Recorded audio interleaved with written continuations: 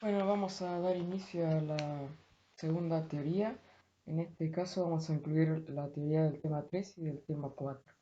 Vamos a ver la pérdida de la diversidad genética en poblaciones pequeñas y vamos a analizar también qué pasa con la endocría y la pérdida de eficacia biológica.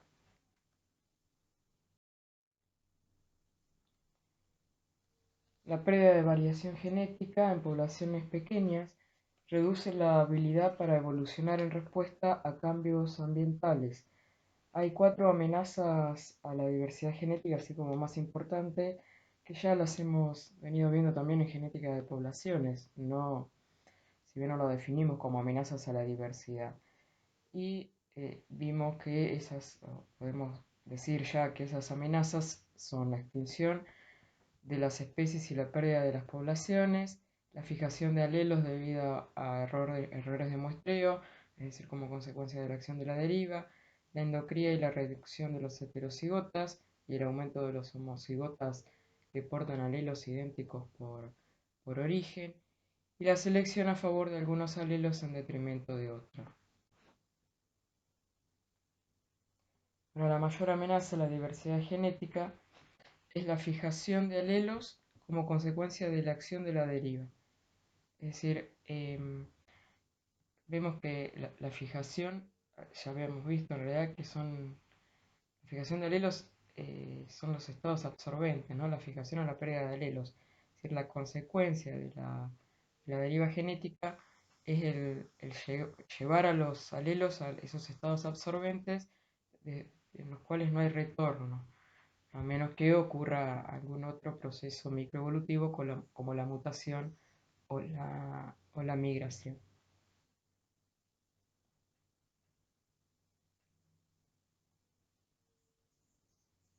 Entonces, los factores genéticos adversos, debido a la reducción del tamaño de la población, de la pérdida de diversidad, la endocría y la acumulación de mutaciones deleterias, dependen del tamaño efectivo más que del tamaño censal. El tamaño efectivo es reducido por la proporción desigual de sexo, por la alta variación en el tamaño poblacional y por las fluctuaciones en el tamaño poblacional. Nosotros definimos al tamaño efectivo de las poblaciones como el tamaño de la población que puede evidenciar la acción de la deriva genética. Los cambios en la diversidad a largo plazo. Ya hemos explorado que las fuerzas microevolutivas que influyen sobre la diversidad biológica y su impacto es diferente dependiendo del tamaño de las poblaciones. Entonces, las mayores conclusiones de este impacto son las siguientes. La diversidad genética provee el material para el cambio adaptativo. La mutación es la máxima fuente de la variación genética, es digamos, la variación que introduce la mutación a la población, perdón, es variación que no existía previamente. La migración entre poblaciones conespecíficas o especies relacionadas y la mutación son los únicos mecanismos de restauración de la diversidad poblacional. La variación genética se puede estimar mediante diferentes parámetros, cosas que hicimos en la cursada de genética de poblaciones.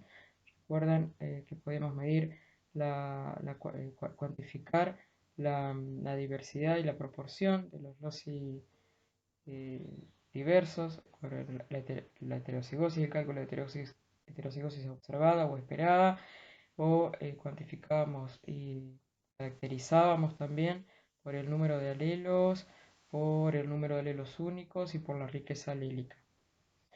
Y además, otras de las conclusiones que ya conocemos de la acción de los procesos microevolutivos sobre los cambios en la diversidad genética y que la diversidad genética adaptativa puede ser mantenida por selección balanceadora, que la deriva genética determina el destino de los alelos en poblaciones pequeñas y que la endocría, con su consecuente pérdida de eficacia biológica, es inevitable en poblaciones pequeñas.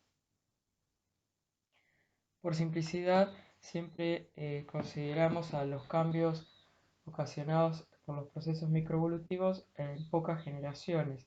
Sin embargo, la variación actual de una población es consecuencia de los efectos acumulativos a lo largo de muchas generaciones previas. De la misma manera, las poblaciones las predicciones de cambios futuros debe extenderse a muchas generaciones.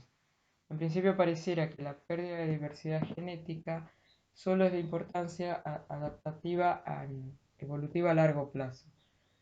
Sin embargo, hay implicancias a corto plazo, como el caso de las plantas de autoincompatibles, donde hay una relación directa entre la pérdida de diversidad genética en los loci de autoincompatibilidad y la reducción en la eficacia biológica. Y esta pérdida de diversidad biológica entendía en una reducción en el número de alelos para esa serie de autoincompatibilidad. Ahora lo vemos igual con más detalle. Y además, la pérdida de diversidad genética está relacionada al aumento promedio de la endocría en especies alógamas. El aumento de la endocría llevará a la reducción de la eficacia biológica promedio de sus poblaciones, es decir, que la pérdida de diversidad genética como consecuencia de la endocría es una pérdida de diversidad a corto plazo. Y como siempre me faltaba uno. El tamaño efectivo reducido determina pérdida de diversidad genética y endocría. Veamos ahora la relación entre la pérdida de diversidad genética y de la eficacia biológica.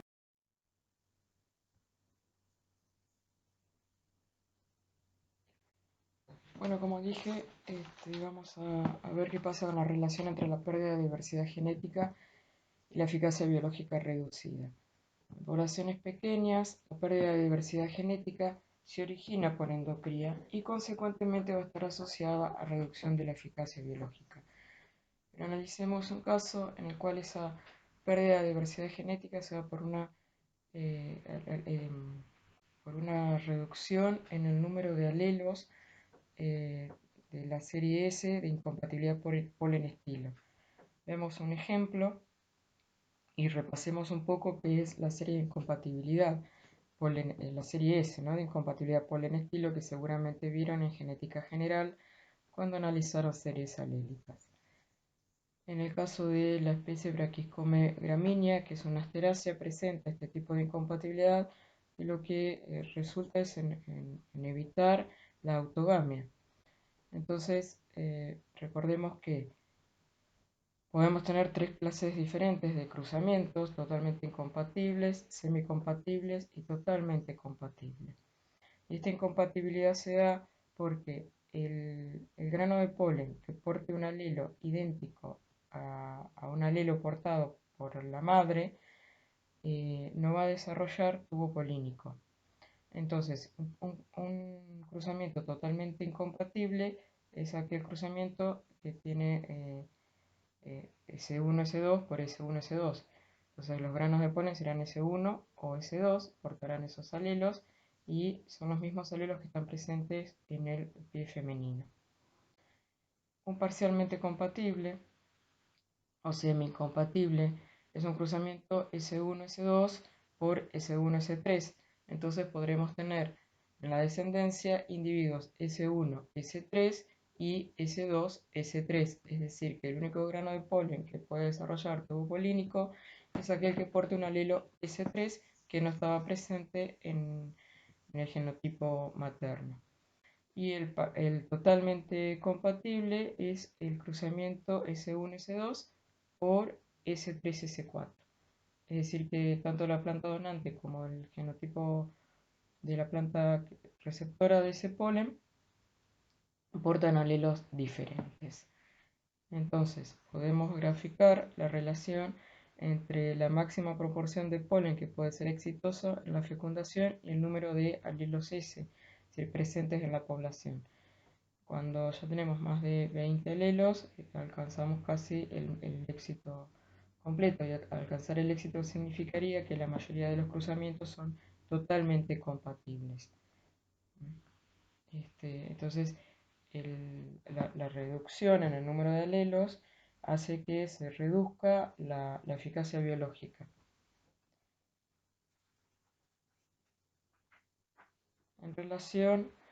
Vamos a ver ahora qué pasa en relación a la pérdida de variación fenotípica.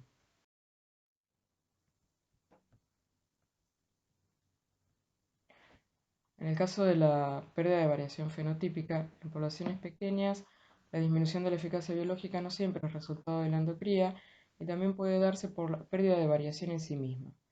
Es decir, por la pérdida de variación en sí misma. Veamos el caso de las abejas. Las abejas presentan en sus colonias diferentes cantidades de variación genética dependiendo de cuántos zánganos se hayan apareado con la reina. Es decir, que la variación genética de esas colmenas va a depender de la progenie diferente que pueda dejar esa reina, y para que deje progenie genéticamente diferente va a depender que se aparee con un número de zánganos diferentes. Entonces sabemos que en las colmenas, la estructura social, tenemos la reina, que es la que deja descendencia, el zángano, que es quien fecunda a la reina, y las obreras, que son las que mantienen a la colmena. Entonces, la temperatura en la colmena va a ser más estable en las colonias en donde la reina se ha apareado con múltiples zánganos. Es decir, que la temperatura en la colmena va a ser más estable en las colmenas que son variables, en las poblaciones que habitan colmenas, poblaciones genéticamente variables. Y si graficamos el mantenimiento de la temperatura, vemos que, bueno, con la línea llena tenemos la temperatura en las colmenas donde son genéticamente uniformes, y con línea más delgada tenemos la temperatura que vemos que es más estable en las colmenas que tienen mayor variación genética, que tienen variación genética. Pero también podemos encontrar variaciones en la historia de vida. Las diferencias en la historia de vida, como la edad a la madurez sexual o tamaño de camada, tienen parcialmente una base genética, ocurren virtualmente en todas las poblaciones de plantas y animales, y muchas de estas diferencias a nivel individual tienen poco efecto, pero sin embargo inciden en la supervivencia de la población, ¿no? Entonces, veamos el ejemplo del salmón del Pacífico, que va a desovar desde el mar, vuelve a los ríos para desovar y luego de desovar muere. Veamos dos ejemplos de los llamados salmón del Pacífico. Uno es el salmón norteamericano, que alcanza la madurez sexual a diferentes edades, a partir de entre los 2 años y los 5 años.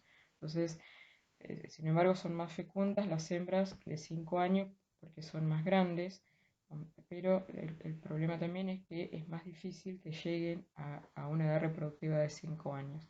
Sin embargo, a partir de los 2 años ya pueden dejar descendencia. Mientras que el salmón rosa es uniforme en cuanto a la edad, al alcanzar la edad reproductiva, y la alcanza a los 2 años. Entonces, el tamaño efectivo en estas poblaciones de salmón rosa va a ser menor que el tamaño efectivo de las poblaciones del salmón norteamericano, por esa diferencia en ese rasgo de su historia de vida. Entonces, este tamaño efectivo va a ser menor en el salmón rosa y va a tener un mayor efecto en la endocría, y estas poblaciones van a ser más susceptibles a una posible extinción debido a cambios demográficos, ambientales o catastróficos. Y además, estos cambios en el tamaño o en la variación en la diversidad genética ocasionada por la pérdida de variación, la variación fenotípica o por depresión por endocría, por estas diferencias en las historias de vida, van a ocasionar una pérdida en el potencial evolutivo. Esa pérdida del potencial evolutivo, es decir, la capacidad de una población para evolucionar, depende de la heterocigosis y del número de alelos. Nosotros ya vimos en la clase anterior que lo primero que se notaba al reducirse el tamaño era una reducción en el número de alelos, y consecuentemente seguía una reducción en la heterocigosis. Y ese potencial evolutivo, nosotros aprendimos en genética de poblaciones que podíamos estimar el potencial evolutivo de los caracteres cuantitativos analizando la heredabilidad en sentido estricto. Recordemos que la heredabilidad en sentido estricto es el cociente entre la varianza aditiva y la varianza fenotípica, y que esa varianza aditiva es uno de los 3 componentes de la varianza genotípica y que expresa el valor reproductivo de ese carácter. Entonces, volvemos a la pérdida del potencial evolutivo. La heterocigosis es relativamente insensible a los eventos demográficos en comparación a la sensibilidad mostrada por el número de alelos. Y la heterocigosis, como ya dije, entonces es proporcional a la varianza genética, y así la heterocigosis es un buen indicador del potencial de una población para evolucionar rápidamente frente a un cambio demográfico. Sin embargo, la respuesta a largo plazo va a quedar determinada por el número de alelos. Y recordemos también que el número de alelos, donde juega, digamos, un rol el número de alelos en este potencial evolutivo, es precisamente en la definición de la varianza aditiva, porque recordemos que la varianza aditiva queda explicada por el efecto de sustitución alélica. Eso se lo dejo para que repasen de nuestras clases de genética cuantitativa.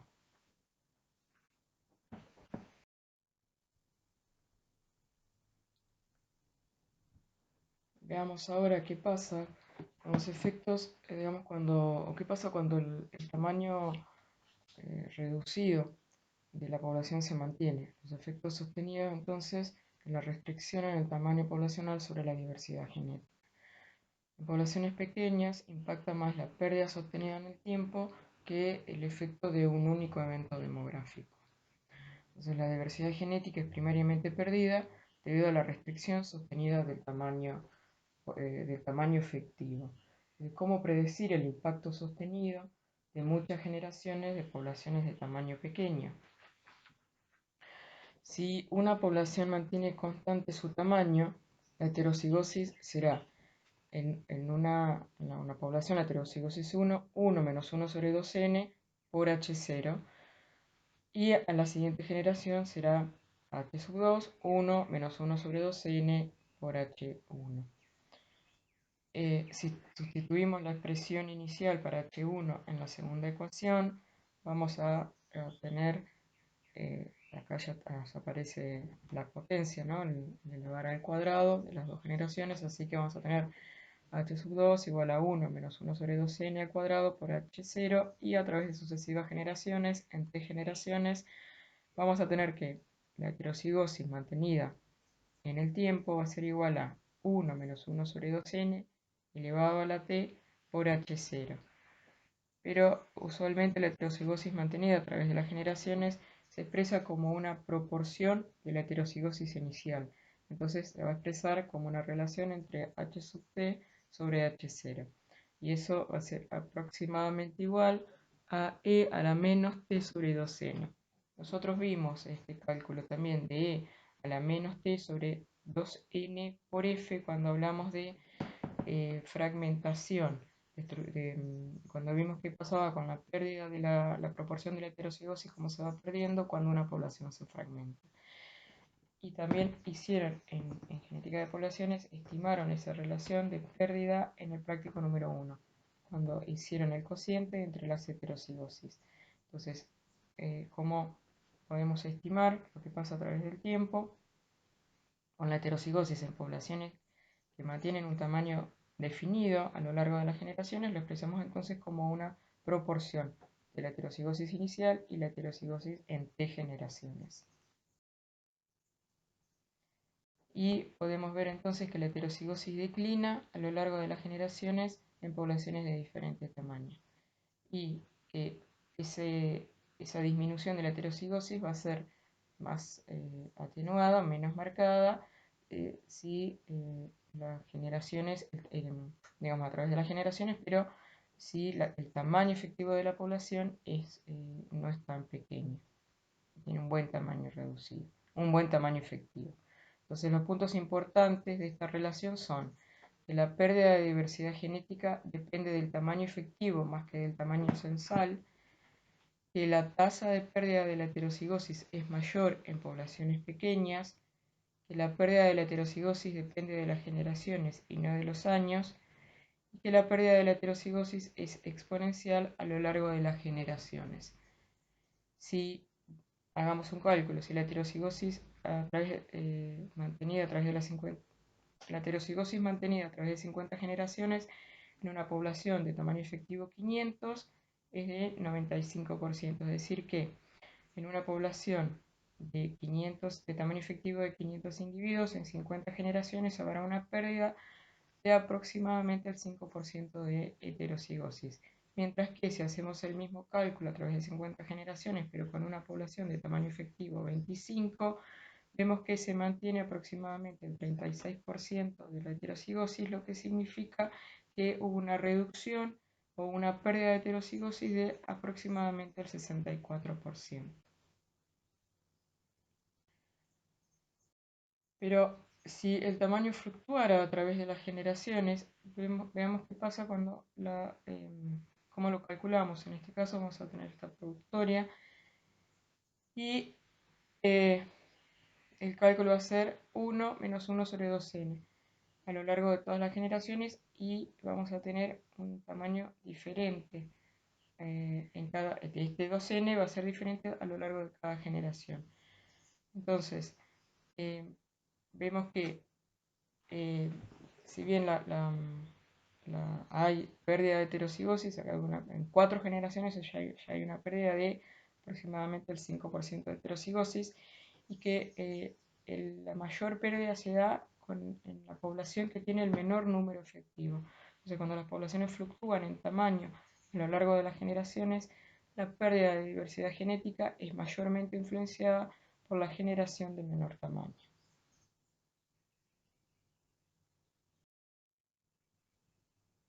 Y con eso terminamos los temas de la unidad 3 y bueno, nos vamos a tomar un recreo y en este caso la propuesta es que si es que ya encontraron el sapo en la hojarasca, lo cual me alegraría porque eso significa que escucharon la teoría anterior. En este caso la propuesta es que encontremos el gato entre los búhos.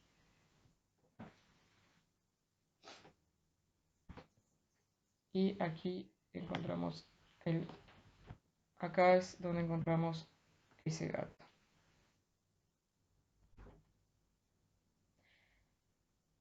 Así vamos a continuar y vamos a arrancar con el tema 4. En este caso vamos a hablar de la endocría y la pérdida de eficacia biológica. La definición de endocría ya es más que conocida por todos nosotros y la endocría es el apareamiento entre individuos más emparentados que el promedio de la población. Entonces la endocría va a reducir la eficacia biológica en la mayoría de plantas y de animales de reproducción cruzada. Es decir, si por algún motivo esa reproducción cruzada se da entre individuos más emparentados de la población, eso va a hacer que aparezca una depresión, una reducción en los valores de caracteres que están implicados en la eficacia biológica. Entonces esto hace que sea de interés en los estudios de conservación. La endocría, por la consecuencia de depresión por endocría, sea de interés en los estudios de conservación. Entonces podemos ver acá la depresión por endocría medida como la supervivencia de los individuos juveniles, analizada en 44 poblaciones de diferentes especies de mamíferos, como los ungulados, los primates y en pequeños mamíferos. Y no sé por qué pensé en roedores cuando se habla de pequeños mamíferos. Vemos qué pasa acá con los hipopótamos pigmeos. Bueno, primero, con la línea de puntos es el promedio del tiempo digamos, es el promedio de la supervivencia entre las individuos, entre las poblaciones endocriadas y exocriadas. Vemos que la mayoría cae por debajo de ese promedio, con lo cual vemos que hay una disminución en la supervivencia de los individuos juveniles debido a la endocría. Y en el caso entonces de los pigmeos de los hipopótamos pigmeos, vemos que la progenie endocriada tuvo una mortalidad juvenil del 55% contra el 25% que presentó la progenie no endocriada. Las consecuencias genéticas de la endocría, es decir, la mayor consecuencia práctica de la endocría es que los homocigotas recesivos portan alelos deleterios, son más frecuentes en las poblaciones de apareamiento al azar. Dicho de otra manera, la endocría aumenta la probabilidad que los alelos deleterios presentes en esa población puedan manifestarse originando los genotipos homocigotas recesivos. Entonces la endocría reduce la frecuencia de la heterocigosis en proporción al coeficiente de endocría. Entonces la heterocigosis en una población endocriada va a ser igual a 2pq 1 menos f, mientras que la heterocigosis en una población no endocriada, con apareamientos al azar, va a ser igual a 2pq. Por su parte, entonces, la proporción entre estas heterocigosis va a ser igual a 2pq 1 menos f sobre 2pq, eso va a ser igual a f. Y nosotros podemos, desde acá, expresar a f, a la endocría, como 1 menos la proporción de la heterocigosis. Entonces, lo que está indicando es la reducción de la heterocigosis. La otra consecuencia genética es que no cambia las frecuencias alélicas, cosa que ya sabemos, porque sabemos muy bien que la endocría no es un proceso microevolutivo. La otra consecuencia es que la endocría expone los alelos recesivos deleterios en una proporción de 1 más FPQ, FP sobre Q. FP sobre Q. Entonces, veamos el ejemplo de la condrodistrofia en los cóndores de California y veamos que con diferentes sistemas de fecundación, como la aparición de esa enfermedad. Con apareamiento al azar, bueno, no hay una proporción entre las heterocigosis porque no hay una reducción de la heterocigosis. Entonces, pero sí en las poblaciones endocriadas, y debemos entender acá la población endocriada es el máximo grado de endocría posible en aquellas poblaciones que no se autofecundan, es que el apareamiento entre hermanos completos. Entonces vemos que desaparece por completo los heterocigotas y tenemos una proporción de heterocigotas, esta proporción, ¿no?, entre los heterocigotas, entre la heterocigosis en una población que no endocriada, una población que evita el apareamiento entre parientes, y la heterocigosis en una población endocriada es igual a 5,9, casi 6, y cuando los cóndores se originan poblaciones parcialmente endocriadas, la reducción es de 2,2. Las poblaciones parcialmente endocriadas nos estamos refiriendo a poblaciones originadas por una retrocruza. Y el aumento de los homocigotas que portan alelos parcialmente deleterios provee un mecanismo por el cual la endocría reduce la eficacia biológica en poblaciones naturalmente exocriadas, si bien reduce la eficacia biológica, pero no reduce el número de la población. Veamos ahora qué pasa con los sistemas de endocría en la naturaleza. En diferentes circunstancias sería más sencillo para un individuo aparearse con sus parientes, ya que al ser cercanos les evitaría los riesgos asociados con la dispersión para encontrar pareja no emparentada o con la migración, ¿no?, como puede ser la predación, la competición, la falta de recursos. Y en plantas, si bien no se mueven, no migran, sí, también hay un costo asociado a la dispersión de polen a larga distancia, porque se necesita una mayor producción de polen, tiene que ser mayor la nube polínica que produzcan esas especies. Entonces, a pesar de esto, de estos costos, hay una pequeña proporción de especies que naturalmente o regularmente practican la endocría y tienen esas especies, por ejemplo, las especies que mayormente practican la endocría son aquellas que tienen historias de vida, involucran beneficios desde el apareamiento entre parientes, como son las especies invasoras. Es una manera rápida de dejar descendencia. Entonces, muchas especies de animales evitan la endocría. Algunas especies de aves y mamíferos la evitan teniendo patrones de migración diferentes. En algunos casos, por ejemplo, solo emigra un sexo, como es el caso de la marmota de vientre amarillo. Y hay algunos mamíferos que evitan el apareamiento entre individuos que portan alelos idénticos para el complejo mayor de histocompatibilidad. Digamos, es una manera de mantener la variación en el complejo mayor de histocompatibilidad. Por su parte, las plantas tienen sistemas más diversos, pero alrededor del 50% tienen sistemas de autoincompatibilidad que evitan la autogamia.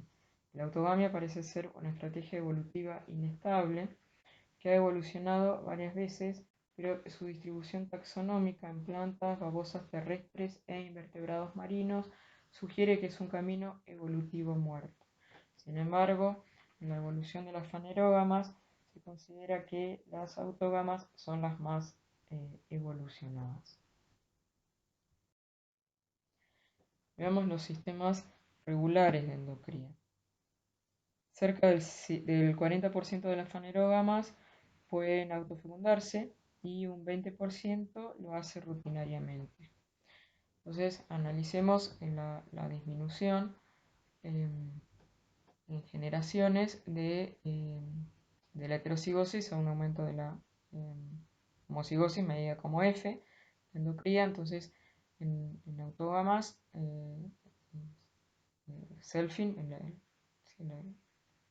la autofecundación en un sistema de hermanos completos y en repetidas retrocruzas en un único individuo. La retrocruza siempre cruza la descendencia por el mismo padre. Entonces, en este caso, veamos que, como lo calculamos, la autofecundación medida como es F nada más, y es un medio, 1 más F de T menos 1. Esto es el cálculo de F como un coeficiente de probabilidad. En el caso de los hermanos completos, vamos a tener, esto va a ser igual a un cuarto 1 más 2F sub T menos 1 más F sub T menos 2. Es decir, la endocría asociada, o la acarreada, digamos, más que asociada a los progenitores. Mientras que en el caso de la retrocruza, una retrocruza sostenida desde el individuo A, va a ser igual a un cuarto por 1 más F de A, suponiendo que este individuo que está siendo retrocruzado ya presentaba cierto grado, cierto nivel de endocría, más 2F sub T menos 1. Digamos, esta es la endocría asociada a el individuo que se está retrocruzando. Así podemos ver que la retrocruza es una práctica de conservación que puede ser usada para recuperar subespecies que han quedado reducidas a un único individuo, aunque esta recuperación se va a hacer a expensas del aumento de autocigosis. Es decir, va a haber un aumento de endocría en esa progenie recuperada, pero al menos es una progenie recuperada y no es la pérdida completa de esa subespecie. Veamos un ejemplo. En este caso, los búhos de la isla de Norfolk, donde en esta isla había quedado reducida la población de búhos a una única hembra. Entonces, analicemos de manera teórica qué pasa si esa hembra no era endocriada, es decir, tenía un F, ese F de A que nosotros siempre consideramos era igual a 0. A la siguiente generación tenemos el hijo va a tener una endocría de 0,25.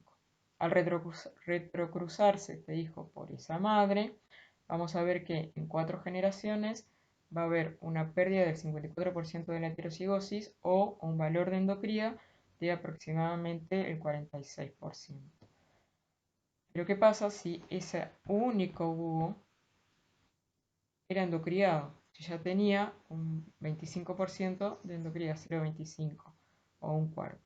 Entonces, en 4 generaciones vemos que la endocría va a alcanzar un valor de 0,59 aproximadamente, con lo cual vamos a tener una reducción del 0,41 de la heterocigosis. Entonces, vemos que también al analizar las retrocruzas como una alternativa para la recuperación de subespecies o de poblaciones, también debemos tener en cuenta la posible presencia ya de endocría en el individuo que vamos a estar usando como donante en esa retrocruza. Y veamos ahora qué pasa con el balance mutación-selección con endocría.